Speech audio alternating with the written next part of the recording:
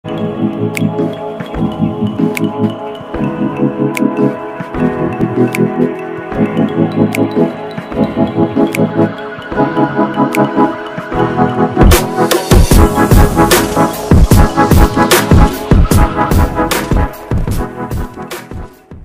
lagi bersama saya di obrolan sore dengan Kak Dito di Himasus Podcast.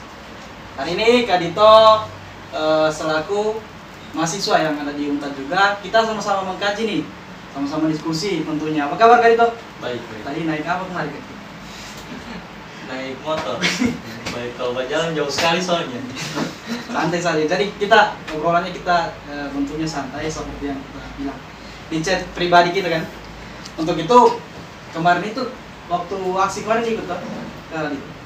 Yang mana nih? Yang Banyak sekali aksi soalnya. Omnibus Law. Omnibus Law ikut. Sampai yang kedua, habis itu harus pulang kampung. Kok pas di situ pulang kampung? Yang kedua masih sempat ikut, selang beberapa waktu harus pulang. Ada kegiatan mendadak. Iya. Mendadak apa ini kan anu toh, siapa tahu sudah ada istri belum ya? Belum. Jadi kemarin kalau soal ini Kak, kita respon soal selain Omnibus Law, tentunya ada internal kampus yang mencoba jadikan sebuah bahan kajian kita, yaitu soal masalah UKT dan KKN tentunya. Kira-kira menurut kalau kita mengatakan bahwasanya ini memang wajib, sebagian mahasiswa ini wajib, perlu kita harus membayar UKT dan lain sebagainya, apalagi tengah pandemi seperti ini. Karena bicara tentang sistem itu sudah teratur. Kira-kira menurut Kak Dito terkait UKT di UNTAD sendiri bagaimana, atau KKN lah seperti apa? Menurutku tidak bisa persoalan UKT, KKN dan lain sebagainya itu tidak bisa dilihat secara simplistis hanya dengan melihat di lingkungan kampus kita. Menurutku ini yang tidak henti-hentinya saya coba ingatkan ke kawan-kawan, entah adik-adik tingkatku di jurusan atau kawan-kawan yang sering diskusi sama-sama di lingkaran diskusi yang sama. Saya bilang bahwa hal-hal yang terjadi di kampus hari ini itu diaminkan oleh negara, di mana sistem pendidikan yang ada di Indonesia itu bermasalah. Nah ini menurutku harus dilihat sejauh itu. Bahkan kalau kita mau lihat lebih jauh lagi, ada tendensi ekonomi politik global yang mempengaruhi sistem pendidikan di Indonesia. Nah itu harus dilihat lebih komprehensif. Termasuk soal UKT. UKT ini bukan pembahasan baru sejak 2009 munculnya rancangan Undang-Undang Badan Hukum Pendidikan nomor 9 tahun 2009 itu yang kemudian ditolak, direspon oleh mahasiswa dengan penolakan. Itu wacana UKT ini sudah mulai menggelinding ke publik. Nah itu perlu disoroti juga. Tapi terlepas dari itu, kembali ke awal tadi, intinya saya mau bilang pendidikan di Indonesia itu bermasalah dan kita harus mengkaji itu juga lebih jauh, sistem pendidikan di Indonesia. Misalnya secara sederhana, pertanyaan-pertanyaan mendasar, kenapa sistem pendidikan di Indonesia itu mengaminkan kelas, kenapa bahasa berada di kelas terendah, kemudian IPS dan IPA selalu dianak emaskan, karena mungkin ya IPA ramah dengan industri, orang-orang di IPA akan menjadi pekerja-pekerja yang siap dengan dunia bisnis. Nah itu bermasalah. Nanti cakupannya akan ke soal komersialisasi pendidikan itu. Jadi penting juga untuk disoroti soal terkait sistem pendidikan di Indonesia sejak pendidikan yang paling bawah pun, bukan hanya di tataran pendidikan tinggi. Nah itu akan berpengaruh bagaimana pola pikir kita terhadap sistem pendidikan di pendidikan tinggi saat ini. Itu berpengaruh sekali. Misalnya ada mahasiswa yang menginginkan bilang ya pendidikan itu mau tidak mau harus bayar. Atau kita bisa melihat banyak contoh pendidikan di beberapa negara, misalnya New Zealand, Kuba, yang menggratiskan pendidikannya dan itu bisa. Akan muncul lagi pertanyaan, kan Indonesia banyak masyarakatnya. Iya, banyak masyarakatnya, secara otomatis banyak juga pajak yang masuk. Nah itu juga harus ditimbang. Nah pokoknya itu sistem pendidikan di Indonesia yang menurutku bermasalah. Ternyata ya ada kaitannya juga di luar dari sistem pendidikan di Indonesia, ternyata punya kaitannya dengan lingkup global berarti. Ekonomi politik global. Kalau kita mau lihat komersialisasi pendidikan di Indonesia ini pembahasan yang mengawang-awang menurutku, tapi ini penting dibahas juga. Sejak keluarnya paket kebijakan IMF dengan World Bank itu terkait pentingnya untuk memajukan pendidikan di negara-negara berkembang. Tapi kalau kita mau telisik paket kebijakan ini ya kebijakan yang mengaminkan pendidikan sebagai komoditas, itu bermasalah.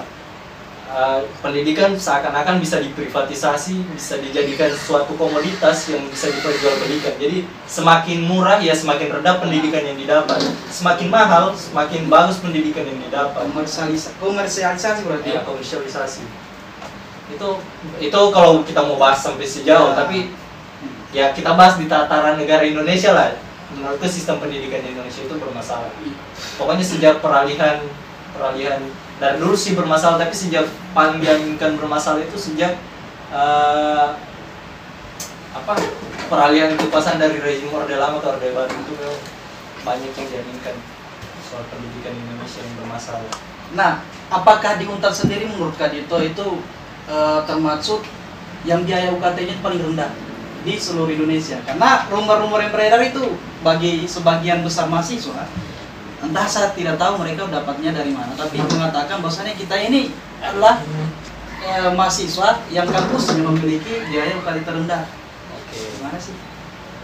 Oke, jadi logika yang kita mau pakai logika yang dibentuk birokrasi kampus karena kita punya biaya kampus terendah, kita tidak boleh menuntut, kita boleh aminkan saja itu. Kalau kita mau pakai logika berpikir yang seperti itu ya jelas bermasalah.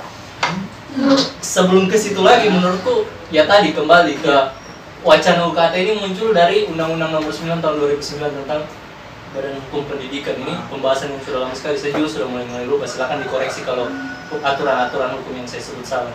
Saya baru mulai baca-baca kembali pas Bung mengundang. Tidak jadi soal. Itu ditolak. Undang-Undang Nomor 9 ini ditolak, kemudian 2010 berhasil ditolak. 2010 dimulai lagi pembahasan tentang Undang-Undang Dikti, Undang-Undang Pendidikan Tinggi, dan disahkan Undang-Undang Nomor 12 Tahun 2012.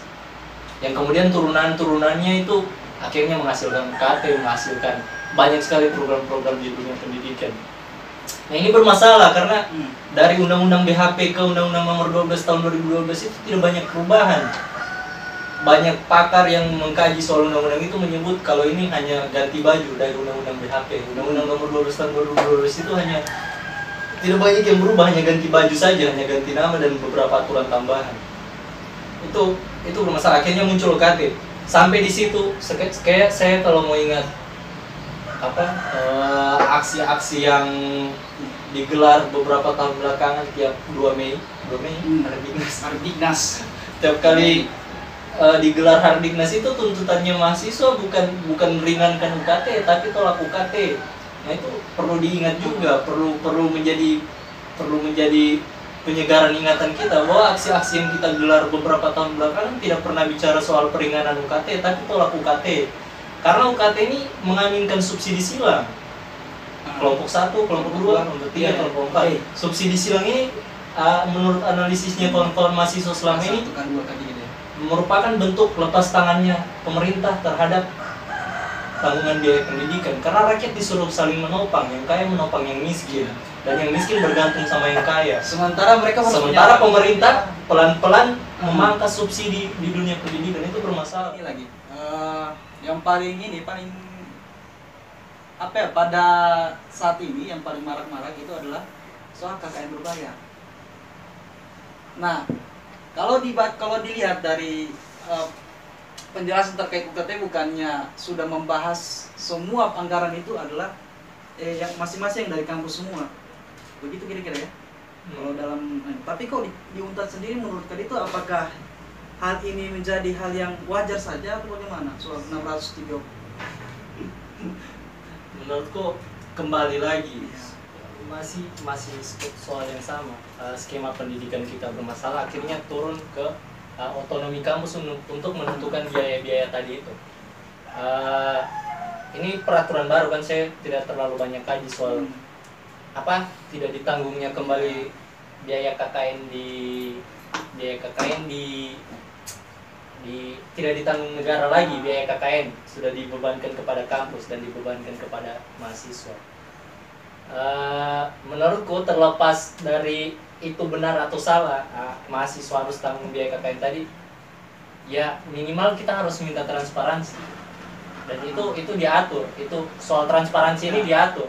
Ini menurutku bagaimana mungkin kampus yang mengajarkan kita pendidikan karakter dan anti korupsi yang di MKDU kan itu mata kuliah dasar umum pendidikan karakter dan anti korupsi, tapi malah menutup ruang transparansi terhadap mahasiswanya sendiri, itu bermasalah sekali. Padahal yang kita tahu soal transparansi dan informasi publik ini sudah dijamin undang-undang yang paling dasar di pasal 28F, dan dipertegas lagi di undang-undang nomor, saya lupa tapi tahun 2008 tentang keterbukaan informasi publik. Itu dijelaskan bahwa laporan keuangan itu salah satu bentuk informasi publik yang bisa diakses kalau dia pakai dana publik. Nah, 630.000 itu dana publik. Kita bayangkan saja kalau tiap satu kali angkatan KKN itu kira-kira berapa? 300 orang atau 500? Di atas rata-rata 500. Ya.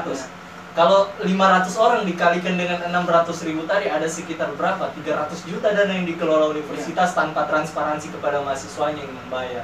Sementara di tahun-tahun sebelumnya kita lihat orang yang tidak KKN berbayar dikasih fasilitas, dikasih baju, dikasih topi dan lain sebagainya.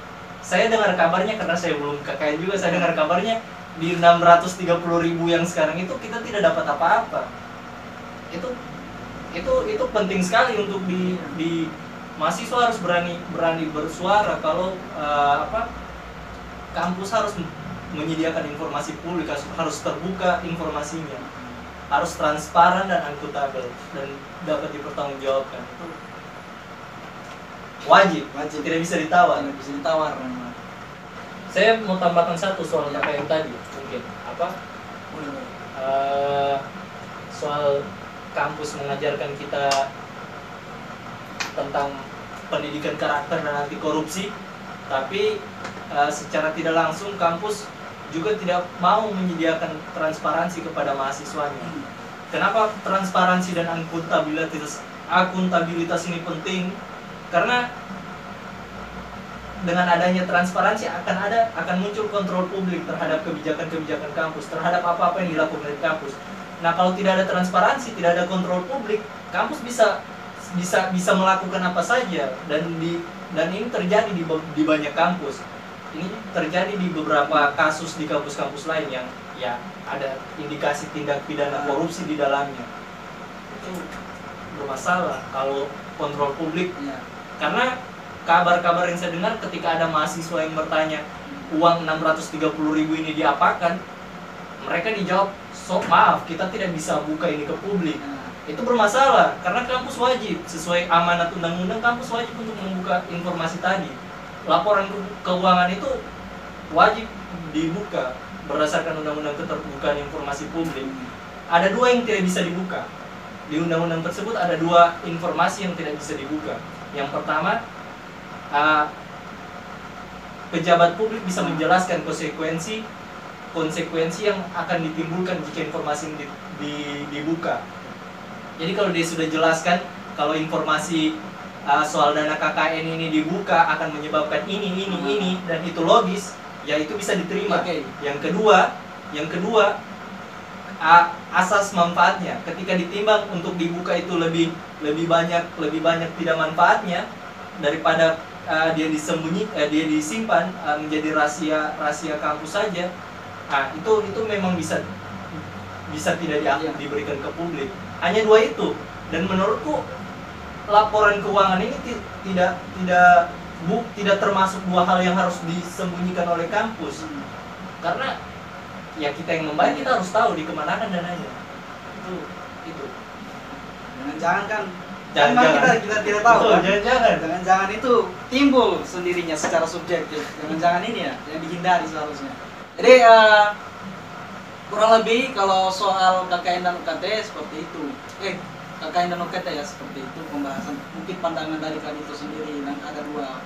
Terus saya cuma mau diskusi lagi sama Kadito soal menarik soalnya. Waktu di WA-nya Kadito itu kan ada salah satu buku ya, judul buku apa? Negatif. Itu tulisannya Kadito. buku negatif itu saya punya cita-cita buka satu toko buku di Sulawesi Tengah yang menyediakan bacaan alternatif. Itu semacam bisnis kecil-kecilan lah, bisnis milik proletar. bisnis kita lihat bacaan yang beredar di Sulawesi Tengah itu, kecuali mahasiswa-mahasiswa yang sudah ketemu bacaan-bacaan kritis ya.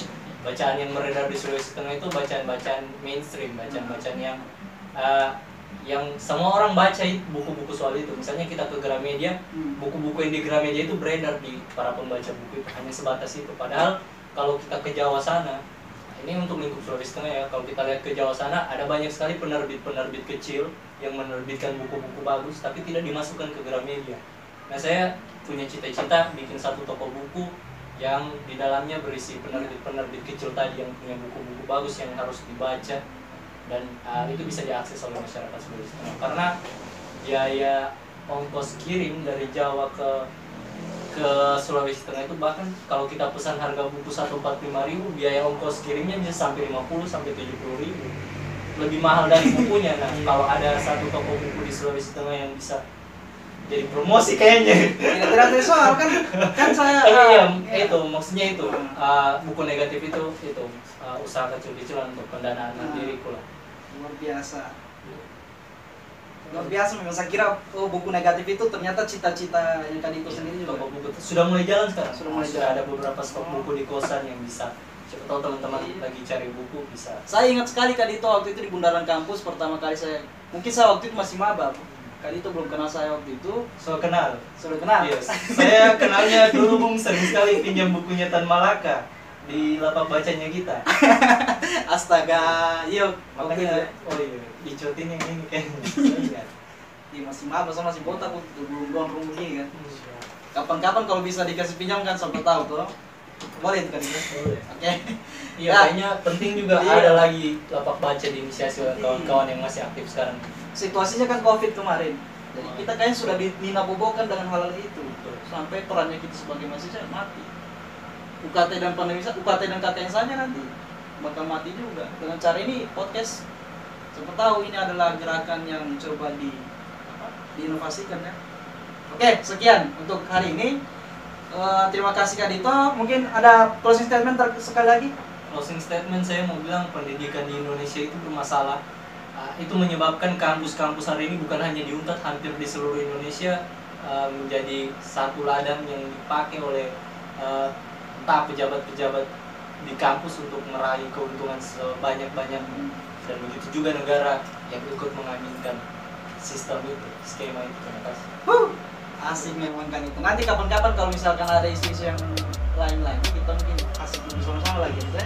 Oke, untuk itu sekian dari kita Himasos Podcast. Terima kasih, selamat sore dan salam Gemensaf.